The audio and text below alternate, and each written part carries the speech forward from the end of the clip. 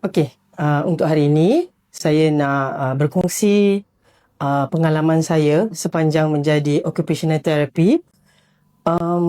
Pengalaman saya dah 17 tahun lah, tak tercampur dengan saya berada di level up. Okey, satu pengalaman yang saya tak boleh lupa iaitu semasa saya bertemu dengan seorang kanak-kanak berusia lebih kurang 6 tahun lebih. Dia dah pun dihantar ke tadika. Tapi semasa di tadika, cikgu beliau ada buat assessment dan mendapati kanak-kanak ni langsung tak boleh ikut sebarang arahan. Dia boleh bercakap macam kanak-kanak normal. Bila ditanya soalan, dia boleh jawab. Tapi jawapan-jawapan dia sentiasa tak relevan. Okay? Jadi selepas assessment yang dibuat oleh guru, dan kemudian beliau dirujuk kepada pakar di hospital dan kemudian dihantar kepada saya sebagai occupational therapy. Jadi setelah saya membuat penilaian dan kita menjalankan beberapa rawatan ataupun terapi kepada beliau, perkara pertama yang kami lihat adalah yang saya lihat iaitu di mana untuk permulaan memang bila kita ajak dia bercakap apa semua memang dia boleh bercerita, dia boleh jawab soalan, tapi bila kita cerita baru kita cerita tentang apa yang kita buat mainan, sebagai contohlah saya bagi mainan, dia bercerita mula-mula tentang permainan ni, tak sampai berapa perkataan tiba-tiba dia cerita tentang basikal ayah dia baru beli. Dan kemudian dia cerita pula abang dia naik basikal tu. Jadi kita pun nampak macam anak ni dia macam ada masalah lah. Percakapan dia tak relevan. Dari satu cerita ke satu cerita tu terlalu banyak sangat lah dia punya cerita. And then bila kita buat penilaian-penilaian lain-lain, mak beliau beritahu, kata beliau makan dia tak tahu berhenti. Dia tak tahu waktu bila dia nak berhenti rasa kenyang tu. Dia tak tahu. So dia akan makan sampai dia muntah. Baru dia akan stop. Dan bila setiap kali orang tanya, dah makan ke belum? Dia cakap belum makan. Sedangkan dia dah pun makan dan dah pun kenyang. Okay, itu satu. Dan kemudian dia juga ada mengalami masalah, dia tak faham konsep kiri kanan, masuk keluar, dia tak faham. Di mana bila pakai seluar, dia akan masukkan kedua-dua belah kaki dalam satu bahagian. Contohnya dia akan masuk bahagian kiri, dua-dua belah kaki. Dan lepas tu dia akan marah lah. Dia akan mengamuk lah sebab dia tak boleh nak jalan. Sebab dia rasa ketat kat situ. Jadi itu masalah beliau lah. Okey. Jadi setelah beliau datang dekat occupational therapy, selepas kami buat penilaian dan kita jalankan sesi terapi dengan beliau, kita dapatilah ada beberapa perkara yang dia terlewat. Di mana dah umur 6 tahun, dah masuk tadika, baru dapat tahu masalah-masalah ni.